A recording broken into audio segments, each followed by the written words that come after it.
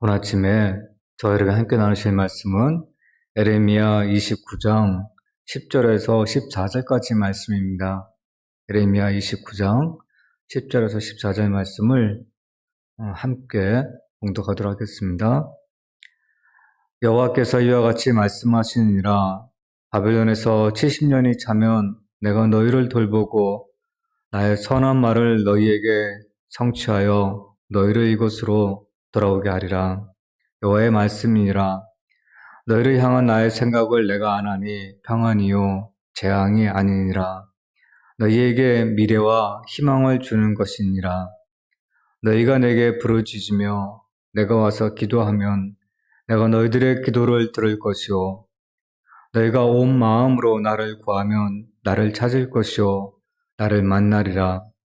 이것은 여호와의 말씀이니라.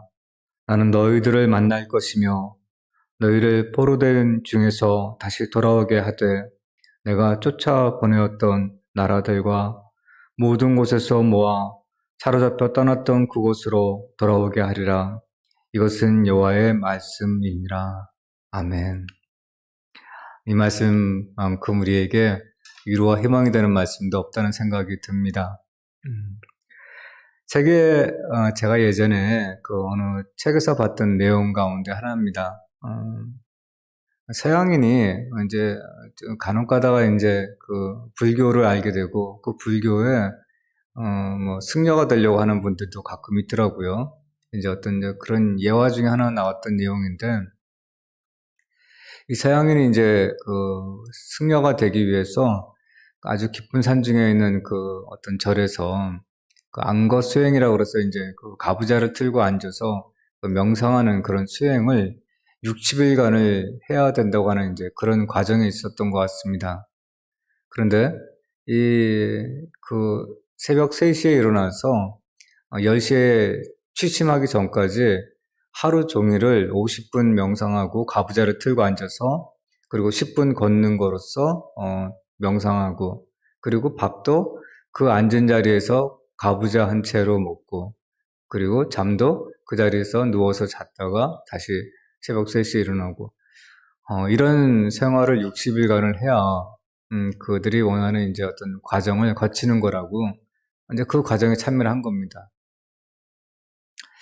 서양인들이 사실 이제 이게 도형식으로 앉는 건 굉장히 익숙하지 않지 않습니까?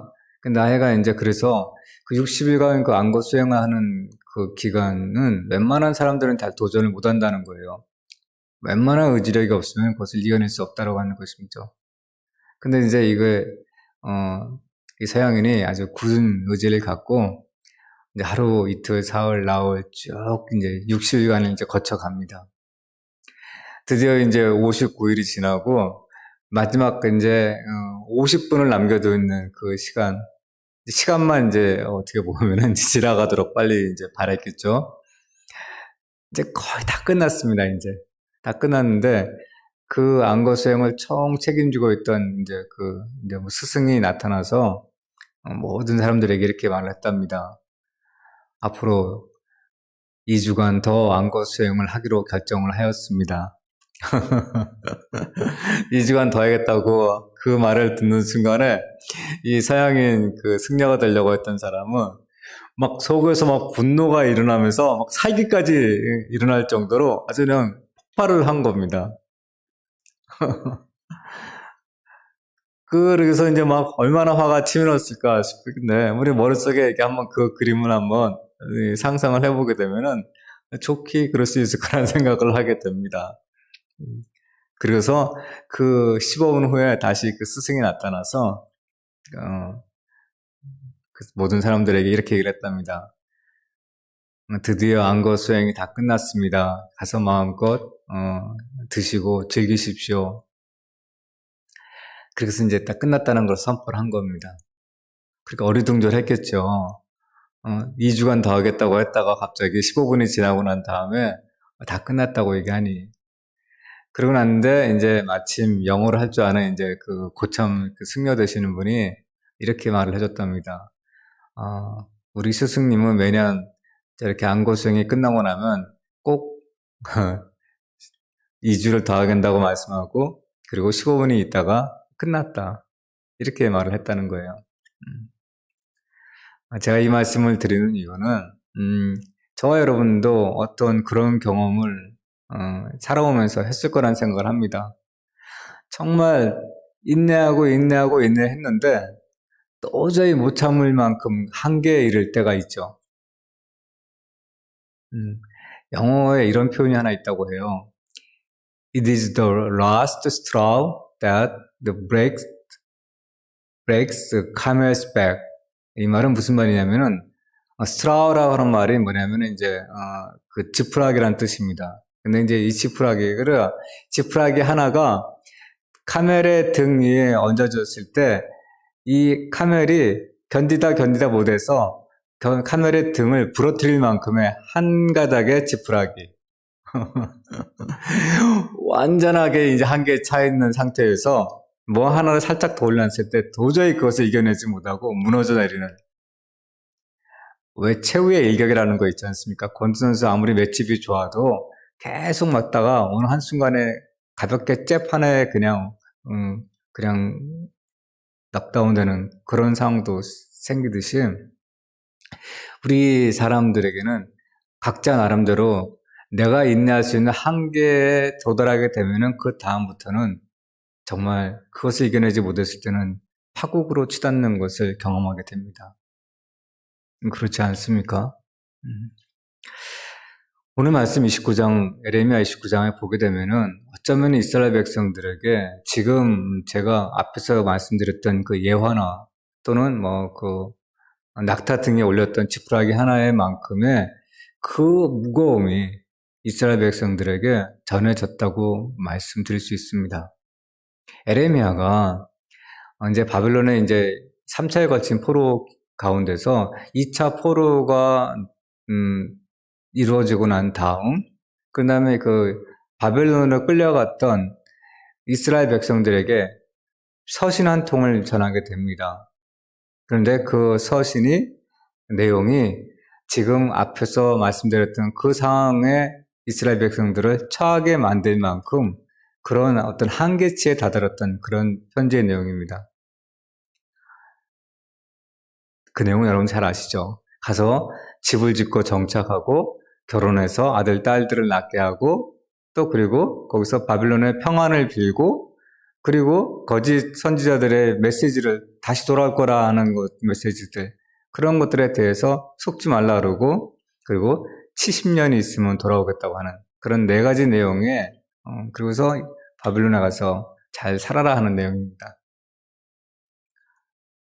오매불망 그 거짓 선지자 하나냐가 얘기했던 것처럼 2년 안에 바빌론의 멍에를 꺾고 다시 돌아올 것이라고 했던 그 2년만 버티면 돼. 그렇게 소망을 갖고 오매불망 이스라엘로 돌아올 것만 생각했던 그 백성들 마음속에 이 편지 한 통은 정말 그 가졌던 모든 희망을 꺾어버리는 그런 절망으로 이스라엘 백성들에게 아마도 주었을 거라는 생각을 하게 됩니다. 이런 상황에서 어떤 마음을 지닐 수 있을까요? 2가지 마음이겠죠? 믿음을 잃어버리느냐 아니면은 믿음을 끝까지 붙들고 바라보느냐 2가지입니다. 평안할 때는 그냥 그래도 내가 믿는 믿음으로 살아가는 것 같아요. 근데 절대절명의 그 위기 앞에서는 세상에 사는 사람들과 별반 다를 거 없이 다시 돌아가 버리는 겁니다. 그게 어쩌면은 그 에레미야가 이스라엘 백성들에게 보낸 그 편지 한 통에 보일 수 있는 한 가지 반응이에요. 제가 지금 이렇게 드리고 있는 그 말씀 속에서 자꾸 여러분과 저는 나를 한번 같이 연계시켜서 생각해 보시기 바랍니다. 자, 이스라엘 백성들에게 주어진 그 편지 한 통, 즉 나에게 있어서 내가 지금 삶을 살아가는 데 있어서 고통스럽게 하고 힘들게 하는 것 가운데 그 하나 더 어쩌면 모든 것들을 끝까지 견디고 했던 그 한계치에 이르게 할 만큼의 아주 또 하나의 커다란 그 무언가가 주어졌을 때 나를 한계에 이르게 했을 때 나는 어떻게 반응할 것이냐 하나는 믿음 없는 시각이겠죠. 두 번째는 믿음을 끝까지 유지하는 것. 그러면서 지금까지는 어쨌든 간에 하나님의 은혜로 살아왔지만 그 나머지 또 더욱더 이 상황 속에서 하나님밖에 의지할 분이 없다고 하는 것에 대해서 더욱 매달리는 신앙, 더욱 매달리는 믿음. 하나님은 선하신 분이라는 것과 그리고 그 선하신 하나님이 나를 통해서 분명히 그 선을 이뤄 나가실 것이라고 하는 확신을 잃어버리지 않고 그리고 그 하나님이 나와 함께 하신다고 하는 믿음의 소망을 끝까지 붙들고 믿음으로 바라보는 시각일 것입니다. 이 두 가지겠죠. 그런데 하나님은 첫 번째 믿음을 잃어버린 사람들에 대해서는 끝까지 재앙이라고 말씀합니다. 그 처해진 모든 상황은 다 재앙이에요. 그렇지만 두 번째 끝까지 믿음으로 붙들어 하나님을 바라보는 그 시각 앞에 그 소망을 지닌 사람들에게는 평안을 주시겠다고 오늘 본문의 말씀 11절에서 말씀하시는 거예요.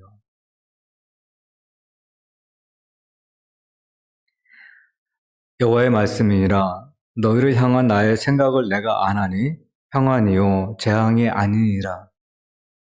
너희에게 미래와 희망을 주는 것이니라. 믿음으로 붙들고 있는 자에게 주시는 것은 하나님의 평안입니다. 그런데 그럼 내가 지금 위기 상황에 있는데 평안이 이게 무슨 게 힘이 되는 거겠어? 할 수 있죠. 평안은 하늘의 자원이에요. 위기라고 하는 것은요, 저와 여러분이 지니고 있는 그 상황 속에서 내가 갖고 있는 그 자원들로 그것이 감당해낼 수 없을 때가 위기입니다. 맞죠? 제 말씀이? 내가 갖고 있는 그 모든 것들을 다 동원을 해봐서 대처를 해보다가 도저히 그것으로서 감당이 안 될 때 느껴지는 것이 바로 위기예요. 그런데 하나님의 평안은 하늘의 자원을 거기다가 부어주시는 겁니다. 여러분, 제가 살아오시면서 경험하지 않았습니까? 자, 지나고 나서 그 과거에 돌이켜서 그 저희를 어렵게 했던 그 모든 상황들 속에 한번 냉철하게 분석해 보시기 바랍니다. 그러면 정말 그 위기 자체가 우리를 두렵게 했습니까? 그렇지 않아요.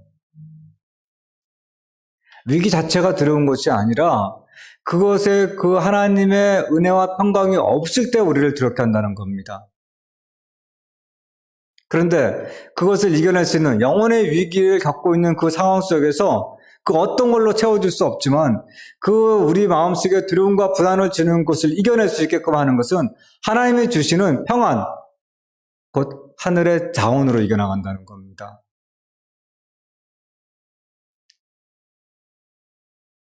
그래서 그들에게는 미래와 희망이 되는 것이에요. 그러면은 오늘 말씀에서 어떻게 그러면은 그 바벨론의 포로로 갔던 이스라엘 백성들에게 하나님이 주시는 평안이 임하느냐? 그 말씀이 바로 12절과 13절 말씀입니다. 12절에 너희가 내게 부르짖으며 내게 와서 기도하면 내가 너희들의 기도를 들을 것이요 너희가 온 마음으로 나를 구하며 나를 찾을 것이요 나를 만나리라.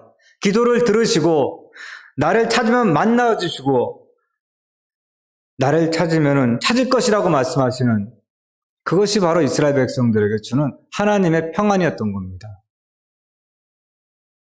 이스라엘 백성들은 그 모든 것들을 지금 12절과 있는 13절의 말씀을 이룰 수 있는 것은 예루살렘 성전 안에서만이라고만 생각했잖아요.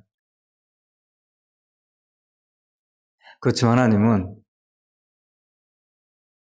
그 포로로 끌려갔던 험난한 그 삶의 터전, 그 현장에서 내가 힘들고 나를 절망시키게 만들고 나의 모든 소망을 빼앗아 버릴 것 같은 그런 척박한 그 땅에서 고통을 주는 그 땅에서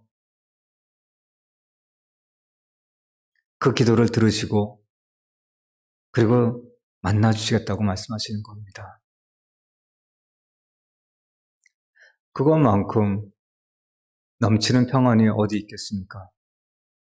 자, 그렇게 해서 평안을 얻었을 때 주어지는 것이 바로 14절 말씀입니다. 14절 말씀에서 이렇게 얘기합니다. 이것은 여호와의 말씀이니라. 나는 너희들을 만날 것이며 너희를 포로된 중에서 다시 돌아오게 하되 내가 쫓아보내었던 나라들과 그 모든 곳에서 모아 사로잡혀 떠났던 그곳으로 돌아오게 하리라. 이것은 여호와의 말씀이니라. 이 말씀은 이스라엘 백성들이 70년 후에 다시 예루살렘으로 돌아오겠다고 말씀하신 것, 약속의 성취가 일어나는 것입니다. 그리고 그것을 통해서 하나님께서 이스라엘 백성들을 놓치지 않으셨다는 것, 버리지 않으셨다고 하는 것에 대해서 그들이 다시 온전한 회복으로서 이끌어가는 하나님의 장으로 이스라엘 백성들을 다시 초대하는 겁니다. 그것이 바로 이스라엘 백성들에게 하나님이 약속하셨던 미래와 희망입니다. 살아가면서 어떻게 우리가 위기를 모면하고 살아갈 수가 있겠습니까? 맨날. 그렇지만 그 위기를 우리는 어떻게 돌파하느냐? 우리에게 정말 그것이 위기가 되느냐 아니냐 하는 것은 우리는 믿음의 돌파구가 있느냐 없느냐 하는 것입니다. 거짓 선지자들은 현실을 자꾸 부정하라고 그래요. 2년이 있다가 돌아올 거야. 아무 일 없을 거야. 괜찮아. 현실을 고통 가운데 직시하시길 바랍니다. 그리고 그 현실에 절대로 무너지지 마시기 바랍니다. 왜? 하나님이 우리에게 주신 것은 평안이기 때문입니다. 그리고 그 평안은 우리에게 미래와 희망을 주는 평안입니다. 이 아침에 이 말씀이 혹 지금 상황 속에 어려움 속에 처해지고 나 너무 아프게 하는 것들이 있을 때 이 말씀이 저와 여러분의 마음속에 임하시기를 소망합니다. 그리고 그 말씀에 따라서 찾으십시오. 그리고 기도해서 만나십시오. 그리고 하나님이 주시는 그 미래와 희망이 하나님의 복됨이 저와 여러분의 마음속에 풍요로우시기를 간절히 소망합니다. 다 같이 기도드리겠습니다. 신실하신 하나님 아버지, 살아가면서 얼마나 많은 고통 가운데 우리는 놓이기도 하고 또 현실 가운데서 어려움 속에 처하고 있기도 합니다. 하지만 그 모든 것들을 이겨낼 수 있는 것은 바로 주님이 주시는 하늘의 자원을 통해서라는 것을 이 말씀 속에서 마음을 새기게 됩니다. 아버지 하나님, 세상의 것들을 바라보지 않게 해주시고 하늘의 소망을 두고 살아가게 해주시고 하나님이 주시는 그 풍요로운 하늘의 자원이 우리 삶 가운데 넘치게 하여 주옵소서. 그래서 우리들이 살아가는 이 모든 것들이 미래의 희망이 되게 해주시고 그것을 통해서 온전히 주님께 드릴 수 있는 기쁨이 되게 하여 주옵소서. 감사하며 모든 말씀을 예수님 이름으로 기도드렸사옵나이다. 아멘. 하늘에 계신 우리 아버지여, 이름이 거룩히 여김을 받으시오며 나라의 임하옵시며 뜻이 하늘에서 이룬 것 같이 땅에서도 이루어지이다. 오늘날 우리에게 일용할 양식을 주옵시고 우리가 우리에게 죄 지은 자를 사하여 준 것 같이 우리의 죄를 사하여 주옵시고 우리의 시험에 들게 하지 마옵시고 다만 악에서 구하옵소서. 대개 나라와 권세와 영광이 아버지께 영원히 있사옵나이다. 아멘.